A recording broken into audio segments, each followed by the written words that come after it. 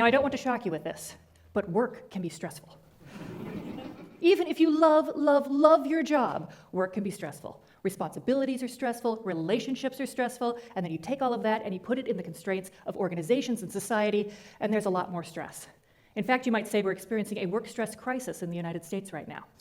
The American Psychological Association says that since the pandemic, many signs of burnout are up across all areas of employment. Compassion fatigue, emotional exhaustion, cognitive weariness, all of these are signs of burnout, and that causes high turnover on our teams. So it's important to think about our teams and think how we could combat burnout and limit turnover. I'd actually been thinking about this for many years before the pandemic. I've been having a conversation with my colleague and now research collaborator, Jennifer Hester, one day, and she was telling me how proud she was of her team. Jennifer is a part of a palliative care team, an interdisciplinary palliative care team. Palliative care teams take care of the seriously ill and dying patients and their families. And an interdisciplinary team generally has physicians, nurses, pharmacists, chaplains, and social workers all working together. Jen was really proud of this team because in the 5 years of their existence, they'd experienced 0 turnover. And in fact, the hospital had been so pleased with them because they had saved the hospital so much money through lower emergency room admits for palliative care patients that their team got to grow over time, and they were up to 15 people. As a health communication scholar, that idea of 0 turnover really got my attention. What was this team doing in a high-stress, emotionally intensive job that was keeping their team together? Jen's hospital was also interested in this answer because this interdisciplinary team was working so well, they had the idea to propagate these teams all over the hospital. They would make teams, they would have good outcomes, they would save money. And we thought, well, to do that, you need to understand how this team is functioning so well. And so we started a study. Months later, as I was poring over interview transcripts and observational notes, one of the things I noticed hit me, and I thought, what they did was they unintentionally followed the model of how to create intentional community. And that intentional community they created for their team was serving as a protective force against other workplace stresses. Now, the last time you heard the term intentional community, if you've ever heard the term intentional community, may have been in a news story about a countercultural alternative to mainstream living environments. So today we're going to learn that intentional community is not just for Aunt Velma's commune anymore. Intentional community can work at work, and it can help us to protect from burnout. So as a communication professor, it's really fun to find out that I was right. Communication was a very important part of what kept this team together. You might be saying, well, that's not that much news. We know more communication, open communication, and that's not wrong, but it's also not nuanced, and therefore not that helpful to you. We want to go beyond more and beyond open to thoughtful, conscientious, purposeful communication. When we do this, we can build the teams that we want. And build is the key term here. Building teams is an active process. Carl Weick is a professor emeritus at the University of Michigan. He's a leading scholar in organizational climate and decision-making. And one of his pivotal moments in the field was when he started insisting on a paradigm shift. He said, we have to stop calling them organizations. We need to start talking about organizing. Organizations are nouns. We build them, we inhabit them. He said, organizing is really what we do. We make our organization every day through our interactions. So the good news is we have a lot of opportunity to influence our organizations. What can be said for organizations, then, can also be said for teams. Teams need this intentional community to help them overcome inherent tensions. And you might think a palliative care team, people dedicated to helping others have a good death and their families to cope, that they obviously work together selflessly and seamlessly, and they have no problems. And of course that's not true, because the team is made up of humans, and humans experience tension. They experience tension not just in the team, they also experience tension within their organizational environment. Palliative care teams have an interesting challenge. While they do work with patients and families, they don't always enjoy a good reputation among those that they work with in the hospital. Since the United States has difficulty talking about death and dying, even healthcare providers sometimes say that palliative care providers are the ones who have given up, and they're less important in the hospital. Our colleague Leo Emilian-Hodges studies award-winning palliative care teams across the country, and you'd think these award-winning teams has everything figured out, and they're doing things really well, and they reported a shocking level of workplace bullying and being undermined by their other professionals in the hospital. They felt disrespected by the other providers who do the same work that they do. So being able to form a team that helps to protect against those stresses is going to be particularly important to us. In many fields, interdisciplinary teams are becoming the gold standard. And so we think, much like the hospitals, let's just make more teams, and then everything will work better. But it doesn't. And the reason is that good teamwork is not an intuitive process. You know how to do your job, but you may not know how to work across disciplinary boundaries. You may not know how to work with other people within your discipline very well. It's not something we spend a lot of time working on. And most importantly, good teamwork is work. It doesn't just happen. If it isn't intentional and if we don't pay attention, we cannot build the team that we're looking for. Now, most employees do not have the experience of having thoughtful, purposeful communication as a part of their orientation to their teams or their growth in their disciplines. So for us to be able to consider this, and if you wanted to work on this, you might need a model to follow. Intentional communities started because people wanted to live in a different way that was not what mainstream society was looking at. They had uncommon ideas and they needed a place to put those together. So if workplaces are experiencing burnout and don't know what to do, perhaps we should look at an uncommon place and see if that might be a solution. To consider this possibility of intentional communities, today I will talk about the 5 criteria that it takes to make an intentional community, and then we'll talk about how that can work on our teams. Intentional communities, first criteria is that of common residence. Now, we might think about common residence and say, well, we can't be an intentional community then. Most of us don't live at work or sleep at work, at least most of the time. And yet, the American Bureau of Labor Statistics says you will spend 1/3 of your life at work. So maybe it is helpful to consider that our workplace actually might be our residence. The team that I studied had less than ideal real estate in the geography of the hospital. They had 3 cramped offices where they would put anywhere from 12 to 15 people at one time at the oldest part of the hospital. And yet, once I observed them and listened to them talking, they would often call this home when they got back. And it was home because it was a place where they were validated by their teammates, where they were shown empathy, where they could laugh about the inside jokes that come in any portion of teams, where they had time to talk to each other about the news of the day and their personal lives. They had the opportunity in that cramped space for proximity. And that proximity gave them the opportunity for high-volume communication. As we move to more virtual work and work from home, one of the things that teams need to work on is how do we approximate that proximity when we are not in proximate positions? How do we give the opportunity for high-volume informal communication? Because that's one of the things that helps our teams work together. As I talked to the team about the type of talking they do, I asked teams about the storytelling they do. And I don't say, what storytelling do you do? I asked them to tell me some stories. In my interviews, I asked all the team members about their origin story. When this team started, there were 3 members. These 3 members needed to figure out how this would work with the hospital, what team members they needed, and how they would grow. So when I interviewed them, their origin stories all matched. Little bits of difference about why they joined this team, but for all of them, a core value was they had been on poorly working teams before that drained them, and they did not want to be a part of that again. And so they had requested from the hospital and received 3 months to figure out who they were and how to learn to work in a different way. What was very interesting to me then is that I interviewed the other 12 who were hired later. They all told the same origin story, and it wasn't a part of their orientation. Everybody memorized the origin story. It was that it comes up so often in the reason that they have this team and why they make the decisions that they do, that the other 12 had picked up on the core reason for this team coming together and being together. This origin story leads us to our second criteria of intentional communities, and that of having a shared or negotiated value system. When you bring a team together, you will have some values that are shared, and you'll discover some of those, but you also have to negotiate others. As the team was talking about as the team was trying to figure out who they were, they asked themselves a lot of questions, these first 3 people. They asked questions about team member identity. What do you do on this team? What do I do on this team? What do we do that has some common responsibilities on this team? They talked about conflict, because even great teams have conflict. They should have conflict. They should have productive conflict, because that means you're getting a lot of ideas and you're making choices. They wanted to avoid toxic conflict. They'd been on teams with toxic conflict. And so they talked about what will we do and how will we hold each other accountable to the fact that we're trying not to let things fester. We're actually going to talk about them, work through them, and move on. And then they also talked about when we figure out who we want to be, how will we maintain that? How will we work to keep this team together over time? As they had these conversations, they started to elicit the shared values they had and negotiate the other values.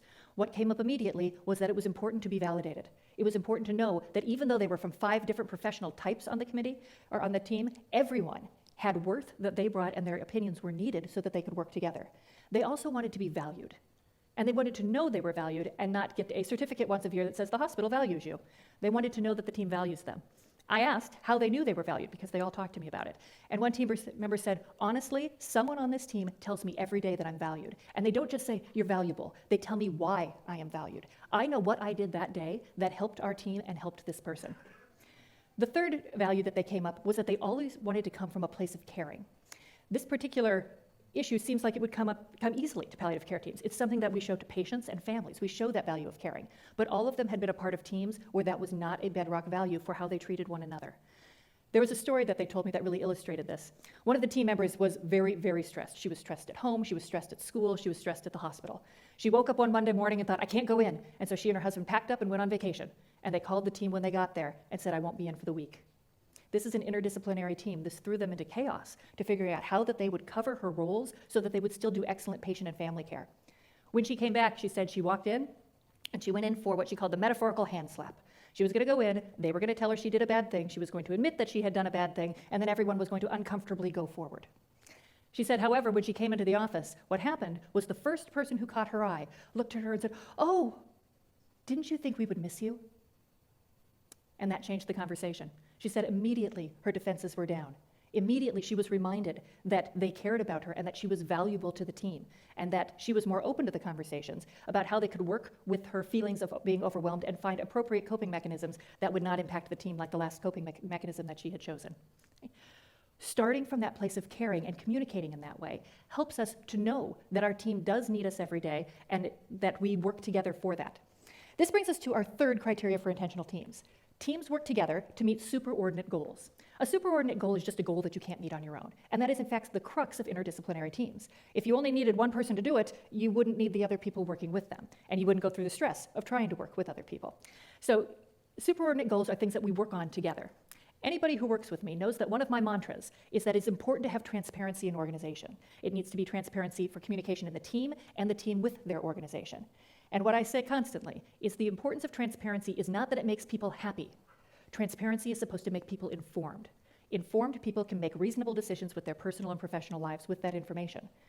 Now, you may have some experience with this idea of transparency, something completely outside the hospital. Let's talk about the difference between I can't and I won't. Let's say that I have an idea that we need more people to work on my team. An uncommon problem, right? We all need more hires. And so I go to my team leader and I have my explanation and I say, this is why we need more team members. And they say, oh, you're right. Wow, you all do such great work. You really do need team members, but I can't. I just can't. So when they say I can't, I hear that as both an answer and a reason.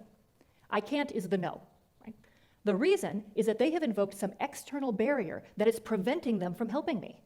But here's the thing. I am a teacher and a problem solver. You've come up with something that if we could overcome that problem, you could give me what I want. I want to help you figure that out. I want to help you get to yes. And if there really is an external barrier, then that is a wonderful opportunity for problem solving. But if there is not really an external barrier and you said, I can't because it's uncomfortable to say, I have decided not to do that, then you've created a situation that makes it hard for me to figure out what to do next. I will spend my time and energy on an imaginary problem. If the answer is I won't, and the reason is it doesn't align with our priorities right now and this is what I'm working on, then the next time I bring this idea up, it either better align with those priorities or I probably am not bringing it up right now. You have saved my time and energy and frustration by telling me what's really going on here. I can't and I won't also gets us to our fourth element, which is that of consensus building. Intentional communities work to build consensus about decisions. Consensus building means that you try to get everyone in the group to agree. Now, it doesn't mean that their initial idea is the idea that's chosen, because there are several ideas and we have to figure out which one to use. But it does mean that we work through time to figure out which of these would be best for us. Consensus building doesn't happen very often because it's the type of decision-making associated with taking the most time. And we don't recommend that you use it for everything. But if anything is a value-driven decision, consensus building is really important in intentional community. If you have done a good job in level 2 in negotiating your value system, consensus building is not as hard because it means that when you're referring to something, you always come back to your bedrock values. Because we believe this, these are the range of decisions that we should be working on right now. One of the things that this team was trying to do was figure out how to work across power barriers. They wanted to figure out how we can see that everybody feels equal on the team, and that is something we needed to do to shelve ego. When working with patients and families, there's going to be difficult situations. And as I would observe their team meetings, sometimes somebody would be so frustrated and somebody else on the team would say, hey, what if it's not you today for this person? What if somebody else might have more luck working with this family? Now, in many situations, if team members don't trust each other a lot and feel respected, that feels like disparaging you. Like, you couldn't take care of this problem, so I'm going to step in and solve it for you. But this team had agreed to shelve ego and try to help the patient and the family. And what I heard over and over again was, oh, yes, that's a great idea. Here's the information I have so far. I think it would be great if you'd take this over for me now. Another example that this team used consensus building for was a decision that they needed to make. In palliative care teams in cities, hospices that are external to the hospital often send lunch as a way of marketing so that they'll think of their hospice next time they are making their referrals, or every day when they make their referrals. And over time, a few of the team members had become very uncomfortable with the ethics of accepting food so that you remember who to refer to. And they were in favor of asking the hospices not to send the lunches anymore. They were surprised when one member was adamant that they needed to keep having the lunches. And as they tried to talk through it, they kept running into this brick wall of, no, we need to do this, it's important to me. And so rather than stay on the level of the content about the lunch, they asked, why is this important to you? And what they eventually found out was that this team member had been feeling disconnected from the team recently. And knowing that the hospice was going to bring lunch once a month meant that everybody on the team showed up once a month. They all sat around the same table, they shared that 1 hour together, and that team member was worried that they wouldn't stay connected to the team without that lunch.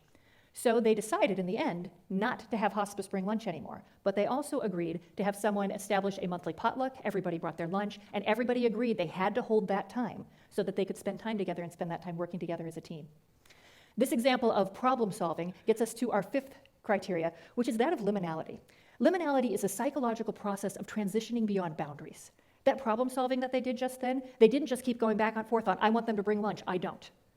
They went past that and said, what underlies your strong opinion? What is it that you are trying to get to? And that's how they discovered how to work better together. Intentional communities formed on the margins of society. They wanted to do things in a different way, and so there weren't a lot of good models for how to do that. Liminality means that you will try ideas, and then they won't work very well, but it's an iterative process. That means that you keep the things that were working, you get rid of the things that weren't, and then someday, when the conditions change, you go through this process all over again.